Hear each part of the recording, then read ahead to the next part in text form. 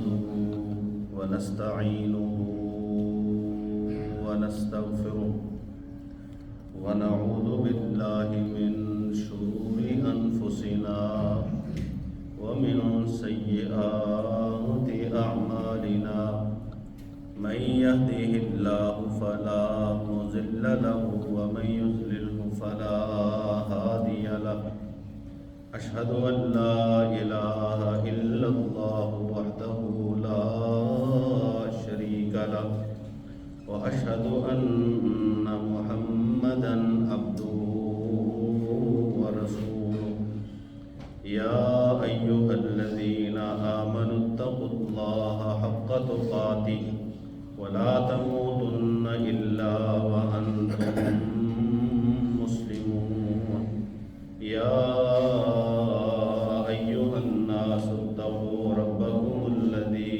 خلقكم من نفس واحدة وخلق منها زوجها وبث منهما رجالا كثيرا ونساء واتقوا الله الذي تساءلون به والأرحام إن الله كان عليكم رقيبا يا أيها الذين آمنوا اتقوا الله وقولوا قولا سديدا يصلح لكم أعمالكم ويغفر لكم ذنوبكم ومن يطع الله ورسوله فقد فاز فوزا عظيما أما بعد فإن خير الحديث كتاب الله وخير الهدي هدي محمد صلى الله عليه وسلم وشر الأمور محدثاتها وكل محدثة بدعة وكل بدعة ضلالة وكل ضلالة في النار إن الله وملائكته يصلون على النبي يا أيها الذين آمنوا صلوا عليه وسلموا تسليما اللهم صل على محمد وعلى آل محمد كما صليت على إبراهيم وعلى آل إبراهيم إنك حميد مجيد اللهم بارك على محمد وعلى آل محمد كما باركت على إبراهيم وعلى آل إبراهيم إنك حميد مجيد أعوذ بالله من الشيطان الرجيم بسم الله الرحمن الرحيم فاصدع بما تؤمر وأعرض عن المشركين إنا كفيناك المستهزئين الذين يجعلون مع الله إلها آخر فسوف يعلمون ولقد نعلم أنك يضيق صدرك بما يقولون فسبح بحمد ربك وكن من الساجدين واعبد ربك حتى يأتيك اليقين.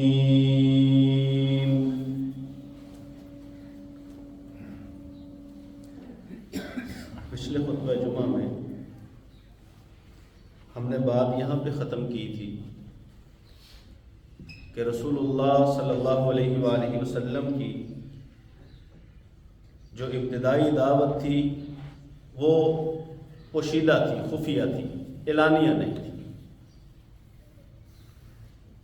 اور بعد میں اللہ وحدہ لا شریک نے انہیں حکم دے دیا کہ آپ اب اس دعوت کو خفیہ طریقے کی بجائے اعلانیہ طور پہ دیں، سب کو جمع کریں اور اعلان کریں کہ لوگوں اسلام لانے کی دعوت ہے اور یہ دعوت عام ہے۔ ابتدا میں رسول اللہ صلی اللہ علیہ وآلہ وسلم کو سب سے پہلے تو خود قیام کرنے کا حکم ہوا، پھر لوگوں کو ڈرانے کا حکم ہوا کہ آپ دعوت دیں، اور وہ دعوت خفیہ تھی، پوشیدہ تھی۔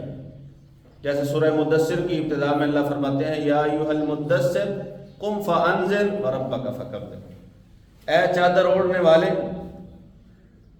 اٹھ اور لوگوں کو ڈرا۔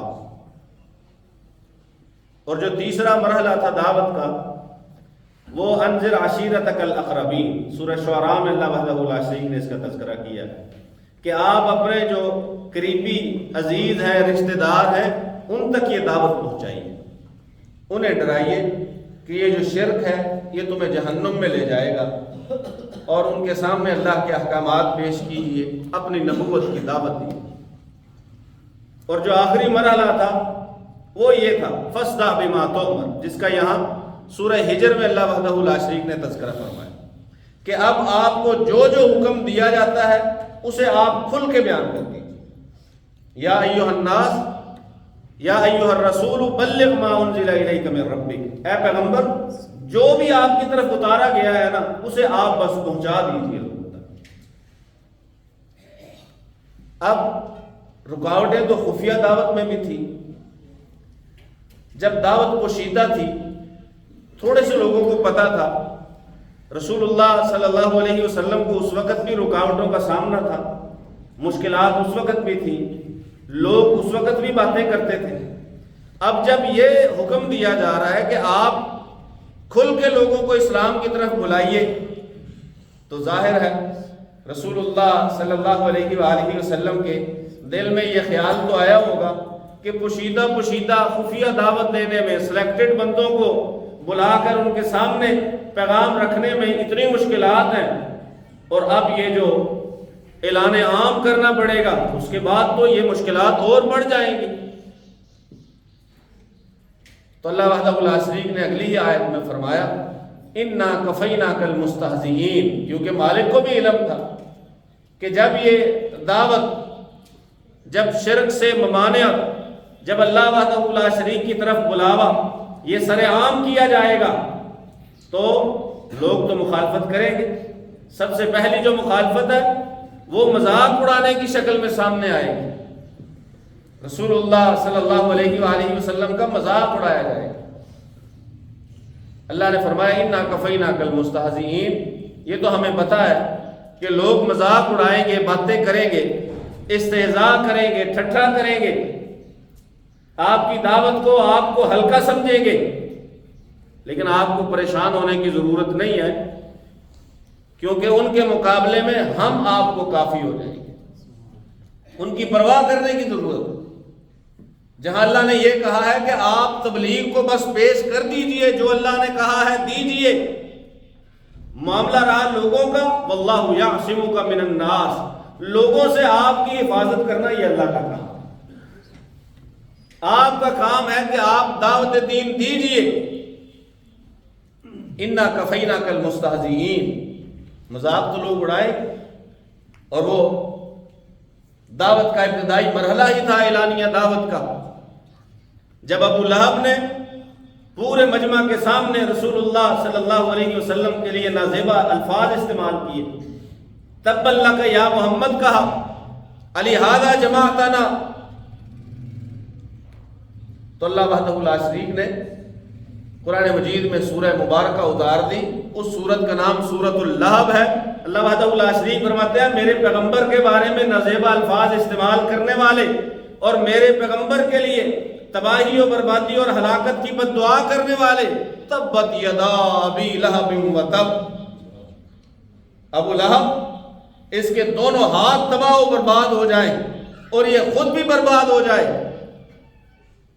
ما اغنی عنہ مالہ وما کسب، نہ اسے اس کا مال فائدہ دے گا، اور جو بھی اس کی کمائی ہے، اس کی کمائی میں اس کی اولاد بھی ہے، وہ بھی اسے کوئی فائدہ نہیں دے گی۔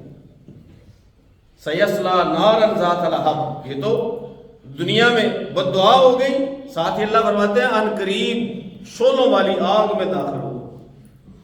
سیصلی نارا ذات لہب وامرأتہ حمالۃ الحطب، اس کی بیوی جو لکڑیاں اکٹھی کیا کرتی تھی، اور لکڑیاں اکٹھی کرنے کا مقصد پتہ کیا ہوتا تھا؟ کانٹوں والی لکڑیاں، تاکہ رسول اللہ صلی اللہ علیہ وسلم کے راستے میں بچھائی جائے، اللہ کے رسول کے راستے میں بچھائی جائے تکلیف پہنچانے کے لیے۔ جس دن رسول اللہ صلی اللہ علیہ وآلہ وسلم کا بیٹا فوت ہوا ہے تو ابو لہب کے گھر میں باقاعدہ خوشی منائی گئی ہے، باقاعدہ خوشی منائی گئی۔ ایک دن رسول اللہ صلی اللہ علیہ وسلم صبح تہجد کے لیے بیدار نہ ہو سکے تو صبح اسی خاتون نے اور اسی مرد نے پورے مکے میں ڈنڈورا پیٹا کہ آج اس کا شیطان اس کے پاس نہیں آیا، وہ اس سے ناراض ہو گیا۔ یہ ساری باتیں رسول اللہ صلی اللہ علیہ وسلم کے لیے اس گھرانے نے کی۔ اللہ وحدہ لا شریک نے پھر سورہ ضحیٰ اتاری، ما ودعک ربک وما قلی۔ یہ جو لوگ کہہ رہے ہیں کہ اللہ نے اسے چھوڑ دیا ہے، ناراض ہو گیا ہے، نہیں، آپ کا رب نہ آپ سے ناراض ہوا ہے، نہ آپ کے رب نے آپ کو چھوڑا ہے۔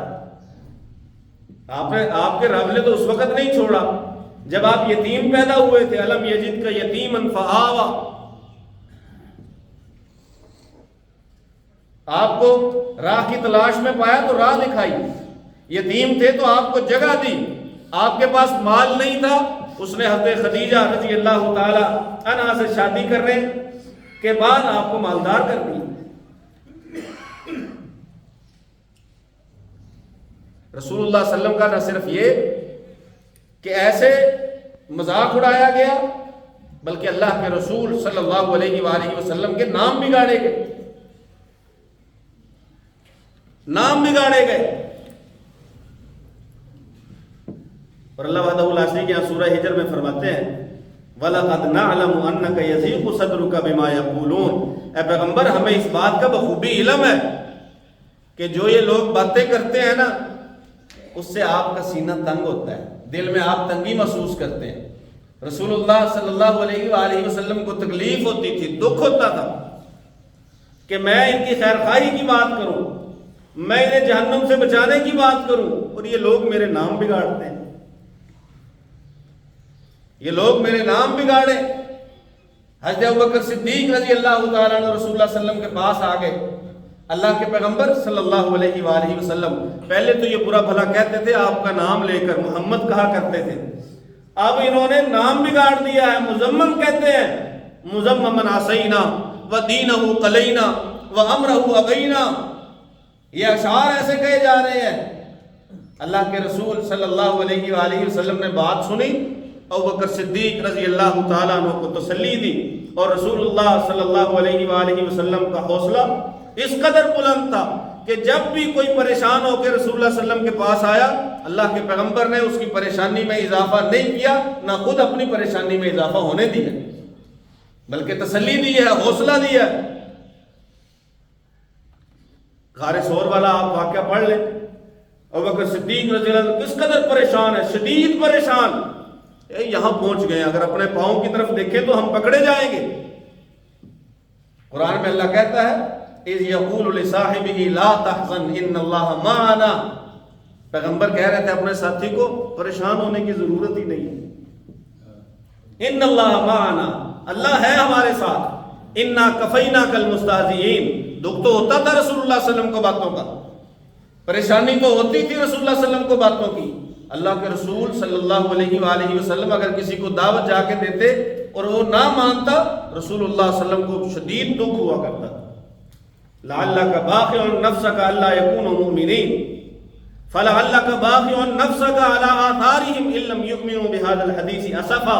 اللہ وحدہ لا شریک نے فرمایا پیغمبر آپ اس قدر پریشان ہوتے ہیں، ایسے تو آپ اپنا نقصان کر لیں گے، اپنی جان کا نقصان کر لیں گے کہ لوگ میری باتوں پہ ایمان کیوں نہیں لاتے، اللہ کا حکم کیوں نہیں مانتے، اسی بات پہ افسوس کرتے ہو۔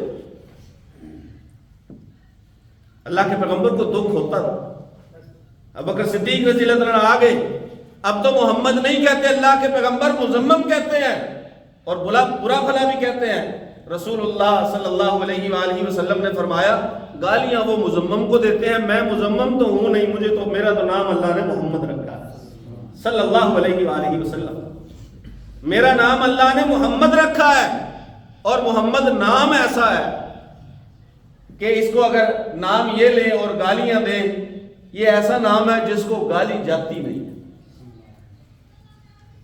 وہ پنجابی کا شاعر کہتا ہے مزمم نو ہوئے کہ ہر گال جاندی، محمد دے نام دے تے گالی نہیں آندی۔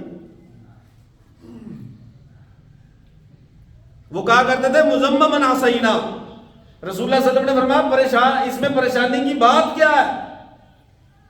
مزمم کو دیتے ہیں گالیاں، میں تو مزمم ہوں نہیں، میں تو محمد ہوں صلی اللہ علیہ وآلہ وسلم۔ اللہ فرماتے ہیں وَلَقَدْ نَعْلَمُ أَنَّكَ يَضِيقُ صَدْرُكَ بِمَا يَقُولُونَ، ہمیں یہ بھی علم ہے کہ باتیں کریں گے، یہ بھی علم ہے مذاق اڑائیں گے۔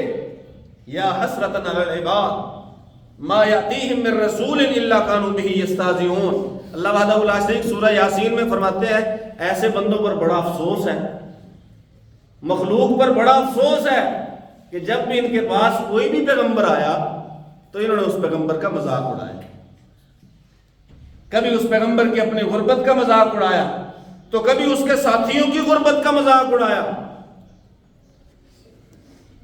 مذاق اڑایا۔ ہر پیغمبر جو ہے جب بھی آیا ہے لوگوں نے اس کا مذاق اڑایا ہے۔ اللہ فرماتا ہے ایسے بندوں پہ بڑا افسوس ہوتا ہے۔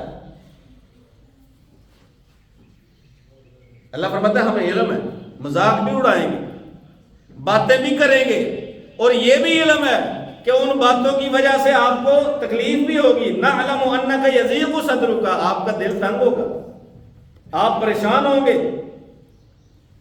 رسول اللہ صلی اللہ علیہ وآلہ وسلم نے اس چیز کو تو خود بیان کیا ہے، کہا جب تک جو بھی میرے بارے میں کہتے رہے نا مجھے اتنا افسوس نہیں ہوتا تھا، افسوس ضرور ہوتا تھا۔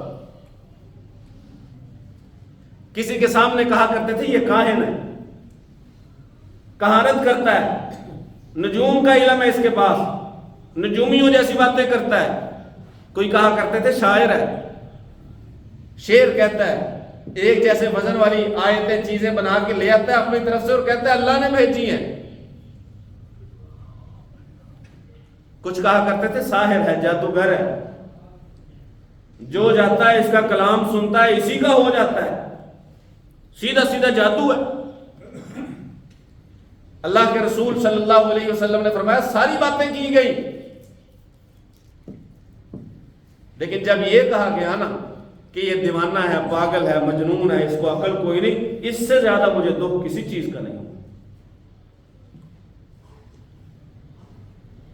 ما انت بنعمت ربک بمجنون،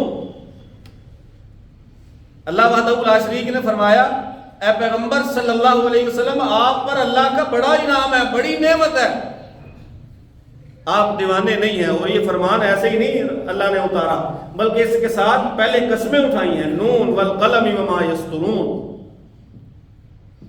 قسم ہے قلم کی اور اس کی جو فرشتے لکھتے ہیں۔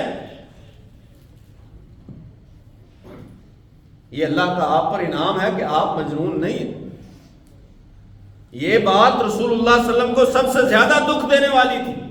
اللہ فرماتے ہیں نعلم انک یضیق صدرک، یہ تو ہمیں پتہ ہے۔ ہاں اگر آپ کے ساتھ یہ واقعات پیش آئیں، لوگ مذاق اڑائیں، مذاق کس وجہ سے اڑائیں؟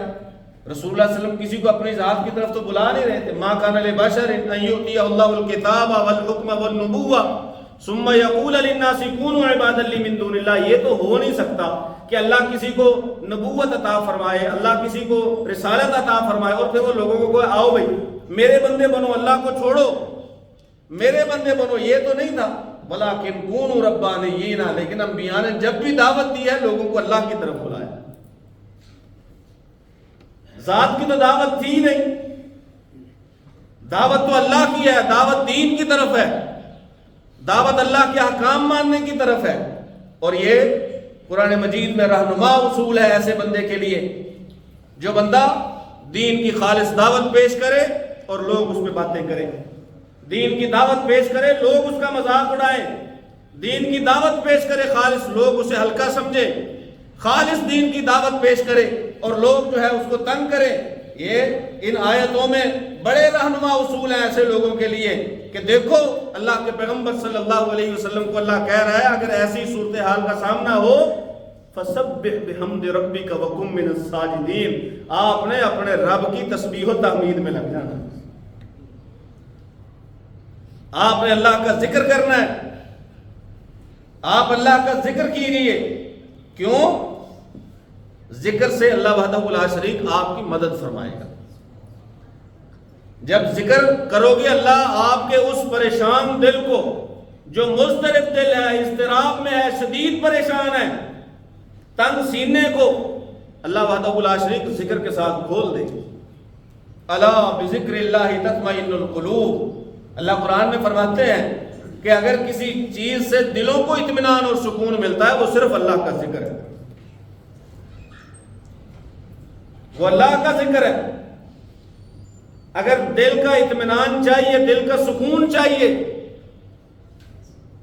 تو اللہ کا ذکر کرو. فسبح، جتنی مرضی. اب رسول اللہ صلی اللہ علیہ وسلم جتنی انہوں نے پریشان کن باتیں سنی ہیں دین کی دعوت دیتے ہوئے، نہ صرف یہ کہ باتیں سنی ہیں بلکہ لوگوں کی مخالفت جو ہے وہ بھی صحیح ہے، لوگوں کی مار پیٹ صحیح ہے. پوچھا تھا ایک نے حضرت عائشہ رضی اللہ تعالی عنہ نے، اللہ کے پیغمبر آپ کی زندگی میں سب سے مشکل دن کون سا تھا؟ رسول اللہ صلی اللہ علیہ وسلم نے فرمایا احد کا دن نہ بڑا مشکل ہے. غزوہ احد کا دن بڑا مشکل دن تھا. کہا احد سے زیادہ بھی کوئی مشکل دن آپ نے دیکھا ہے؟ رسول اللہ صلی اللہ علیہ وسلم نے فرمایا ہاں دیکھا ہے، جس دن میں طائف میں دعوت دینے کے لیے گیا تھا وہ احد سے بھی زیادہ سخت ہے، احد سے بھی زیادہ. کہ جس دن رسول اللہ صلی اللہ علیہ وآلہ وسلم نے اللہ سے دعا کی تھی جسے دعائے مستضعفین کہتے ہیں، یا رب المستضعفین، اے کمزوروں کے مالک، تو نے مجھے کن کے سپرد کر دیا، کن کے حوالے کر دیا؟ ایسے لوگ جنہیں انسانیت کا ہی پتہ نہیں، جن کے دلوں میں رحم نہیں ہے، جو دشمنی پر اتر آئے ہیں، سری دشمنی پر. رسول اللہ صلی اللہ علیہ وسلم نے فرمایا وہ جو طائف کا دن تھا نا، یہ تو جو لوگ مکہ سے جاتے ہیں نا طائف میں زیارت کے لیے، ان لوگوں کو اس چیز کا احساس ہوگا کہ طائف سے مکے کا فاصلہ کتنا ہے. اتنا فاصلہ پیدل طے کرنا دعوت دین دینے کے لیے. اور یہ نہیں، آج کل تو دعوت دین دینے والوں کو ساری سہولتیں میسر ہیں الحمدللہ. کہیں دین کی دعوت کے لیے تقریر کے لیے جانا ہو گاڑیاں میسر ہیں، وہاں پہ کھانے پہلے سے تیار ہوتے ہیں، باقاعدہ ضیافت کا بڑی دعوت کی طرح اہتمام ہوتا ہے. جانے میں مشکل نہیں ہے، واپسی میں مشکل نہیں ہے، دعوت دین دینے میں مشکل نہیں ہے. وہ رسول اللہ صلی اللہ علیہ وسلم کا دور پیدل مکے سے طائف گئے، پھر وہاں اللہ کے دین کی دعوت دی، دعوت پیش کی. ان کی ہمدردی میں، ان کی غمخاری میں کہ دیکھو میں تمہیں بچانے آیا ہوں آگ کے عذاب سے، عذاب سے بچانے آیا ہوں. تکلیف صحیح، اس قدر تکلیف کہ اللہ وحدہ لا شریک نے جبریل کو بھیج دیا. جبریل رسول اللہ صلی اللہ علیہ وسلم کے پاس جاؤ، اس قدر شدید کرب اور تکلیف میں ہے کہ جا کے پوچھو اللہ کے پیغمبر کوئی مرضی ہے آپ کی کہ ہم ان لوگوں کے ساتھ کریں؟ کیا یہ وادی طائف کو دونوں پہاڑوں کے درمیان کچل نہ دیں، سب کو ختم نہ کر دیں؟ رسول اللہ صلی اللہ علیہ وسلم نے فرمایا اللہم اہد قومی فإنہم لا یعلمون، اللہ میرے ان لوگوں کو ہدایت دے کیونکہ انہیں میری ذات، میری شخصیت کے بارے میں پتہ نہیں ہے، یہ مجھے جانتے نہیں، انہیں احساس نہیں ہے، تعارف نہیں ہے. اگر اس دن رسول اللہ صلی اللہ علیہ وسلم اللہ سے کہہ دیتے کہ اس بستی پر پتھروں کی بارش ویسے کر جیسے قوم لوط پہ کی تھی، اللہ وحدہ لا شریک اس دن پتھروں کی بارش نازل فرماتا، کیونکہ فرشتے کو بھیجا تھا کہ آپ اللہ کے رسول کی مرضی معلوم کیجیے کہ چاہتے کیا ہے، ان کے ساتھ کیا کیا جائے۔ رسول اللہ صلی اللہ علیہ وسلم نے فرمایا چاہتا تو یہی ہوں کہ انہیں ہدایت مل جائے، اگر یہ مسلمان نہیں ہوئے ہو سکتا ہے ان کی پھر نسلیں مسلمان ہوں۔ وہ ہم طائف میں گئے تو ہمیں ایک بندے نے وہاں لطیفہ سنایا، کہنے لگا جی وہ کوئی لوگ گزر رہے تھے، ان کے ساتھ ایک بزرگ بھی تھا، اس کو یہاں کے بچوں نے پتھر مارے ہیں، تو وہ شکایت لے کے نا اس گھر میں آ گیا جس گھر کے بچوں نے پتھر مارے تھے، تو انہوں نے بٹھایا، عزت کی، ضیافت بھی کی، معافی بھی مانگی، اور جاتے ہوئے کہنے لگے بھی برا نہ ماننا، ہمارے بڑوں نے تو رسولوں کو پتھر مارے ہیں۔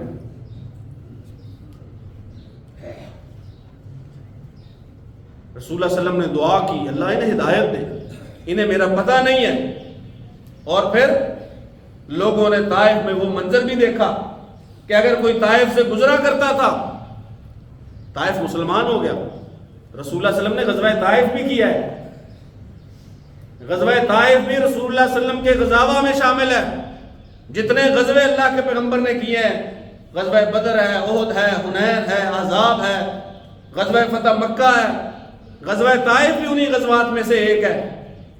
جب طائف مسلمان ہو گیا سارا، تاریخ اس بات کی گواہ ہے، پھر طائف والے اپنی بستی میں سے کسی کو مہمان نوازی کے بغیر گزرنے نہیں دیا کرتے تھے۔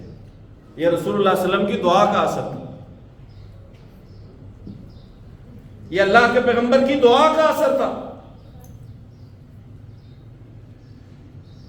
فسبح بحمد ربک، اے پیغمبر اگر آپ کو تنگ کریں، آپ کا مذاق اڑائیں اور آپ ان کی باتوں کی وجہ سے پریشان ہو تو پھر اپنے رب کی طرف رجوع کیجیے۔ فَإِذَا فَرَغْتَ فَانْصَبْ وَإِلَىٰ رَبِّكَ فَارْغَب، آپ جب فارغ ہوں تو پھر ذرا کمر باندھ لیجئے، پھر اپنے رب کی طرف رغبت کیجئے، اللہ کی عبادت کی طرف آئیے۔ فَسَبِّحْ بِحَمْدِ رَبِّكَ، پہلا حکم تو یہ ہے پریشان ہو تو اللہ کی تسبیح بیان کرو۔ اگر کسی کو شدید غم لاحق ہو، پریشانی لاحق ہو، ذہنی اذیت میں کوئی مبتلا ہو، رسول اللہ صلی اللہ علیہ وسلم نے فرمایا وہ پھر اس دعا کو بار بار پڑھا کرے، اللہ اللہ ربی لا اشرک بہ شیئا، اللہ اللہ ربی لا اشرک بہ شیئا، اللہ ہی میرا رب ہے، میں اللہ کے ساتھ کسی کو شریک نہیں ٹھہراتا۔ رسول اللہ صلی اللہ علیہ وسلم نے فرمایا اللہ وحدہ لا شریک اس کے غم اور تکلیف کو دور کرے گا۔ وہ صحابی جس نے آگے پوچھا تھا رسول اللہ صلی اللہ علیہ وسلم پر درود پڑھنے کے بارے میں، دعا میں درود کتنا پڑھوں، رسول اللہ صلی اللہ علیہ وسلم نے فرمایا اور بڑھا دے، کہا آدھا ٹائم درود پڑھوں آدھا ٹائم دعا کروں، فرمایا اور بڑھا دے۔ اس نے کہا جی 3 حصے درود 1 حصہ دعا، کہا اور بڑھا دے، کہا میں پھر صرف آپ پر درود ہی پڑھا کروں گا، تو رسول اللہ صلی اللہ علیہ وسلم نے فرمایا پھر اللہ تیرے سارے غم دور فرمائے۔ جو اللہ کی تسبیح ہے، جو ذکر ہے، جو رسول اللہ صلی اللہ علیہ وسلم پر درود ہے، وہ بندے کو ذہنی اذیتوں سے 2-4 بندے کو اطمینان دیتا ہے، تسلی دیتا ہے۔ دوسرا حکم کیا ہے، وَقُمْ مِنَ السَّاجِدِينَ، قُمْ مِنَ السَّاجِدِينَ، سجدہ کرنے والوں میں سے ہو جاؤ۔ ایک تو اللہ کی تسبیح بیان کرو اور دوسرا نمازیں پڑھا کرو، سجدہ کرنے والوں میں سے ہو جاؤ۔ نمازیں پڑھنی نہیں، نمازوں کا خیال نہیں، اور دعا کرنی ہے اللہ سے پریشانیاں دور کر دے۔ ہمارے پاس آتے ہیں دعا کریں اللہ پریشانیاں دور کرے، پریشانیاں اگر دور کروانی ہے سب سے پہلے تو کچھ کام آپ کو کرنے پڑیں گے۔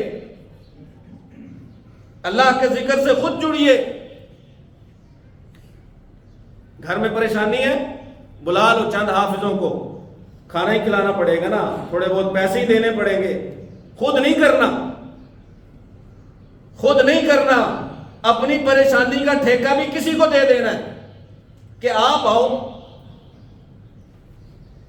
والدین کو بخشوانا ہے، رشتہ داروں کو بخشوانا ہے، آپ آ جاؤ، ٹھیکہ دے دیں گے، کرائے پہ لوگ بلا لیں گے، خود نہیں کریں گے۔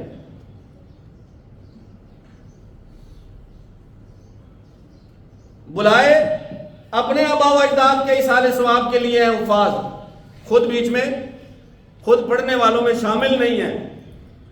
خود بھاگ رہا ہے دیگوں والوں کے پاس، تیاری کیسی چل رہی ہے، کھانا کیسا چل رہا ہے، اور باقی معاملہ وہ ٹھیکے پہ دی. وَقُمْ مِنَ السَّاجِدِينَ، یہ کام آپ نے کرنا ہے، پریشانی دور کرنی ہے، تسبیح و تحمید کریں اور سجدہ کرنے والے بنے. وَاعْبُدْ رَبَّكَ حَتَّى يَأْتِيَكَ الْيَقِينُ، اور اپنے رب کی عبادت کرتے رہیے کب تک؟ جب تک موت نہیں آ جاتی. جب تک موت نہیں آ جاتی. یہ آپ کا کام ہے، آپ نے کرنا ہے. جو اللہ نے کرنا ہے، جو دعاؤں کا اثر ہونا ہے وہ الگ ہے، لیکن کچھ کام آپ نے بھی کرنا ہے. آدھا کام کروا لو کسی سے اور اپنا کام کرو نا، اس سے کام پورا نہیں ہوتا، کام نہیں مکمل ہوتا. کام مکمل تب ہوگا جب خود تسبیح کریں گے، تحمید کریں گے، نمازیں پڑھیں گے اور اللہ کی عبادت کریں گے. عبادت ساری زندگی، صرف یہ رمضان عبادت نہیں. ہم نے سورہ ہجر کی آخری آیتیں اس لیے شروع کی تھی رمضان کے فوراً بعد کہ اس میں یہ آیتیں ہیں کہ عبادت موت تک کرنی ہے. رمضان گیا عبادت گئی، یہ والا معاملہ نہیں ہونا چاہیے. رمضان گیا نوافل گئے، رمضان گیا تلاوت گئی، رمضان گیا دعائیں گئیں، بلکہ رمضان گیا کئیوں کی تو نمازیں گئیں. یہ نہیں ہونا چاہیے. وَاعْبُدْ رَبَّكَ حَتَّى يَأْتِيَكَ الْيَقِينُ، یہ حکم ہے کہ آپ عبادت کریں، آپ نماز پڑھیں، آپ تسبیح و تحمید کریں. لوگ آپ کو پریشان کریں کہ اللہ کافی ہو جائے. رسول اللہ صلی اللہ علیہ وآلہ وسلم کی ذات کو اللہ وحدہ لا شریک نے یہ باتیں سمجھائیں اور سکھائیں اور حکم دیا کہ اے پیغمبر صلی اللہ علیہ وآلہ وسلم، آپ کے لیے اگر پریشانیاں ہیں تو آپ نے یہ کرنا ہے. اس میں ہمارے لیے بھی رہنمائی ہے، ہمارے لیے بھی ہدایات ہیں، یہ آیتیں ہمارے لیے بھی ہیں. اللہ سے دعا ہے اللہ سن سمجھ کر عمل کی توفیق نصیب فرمائے.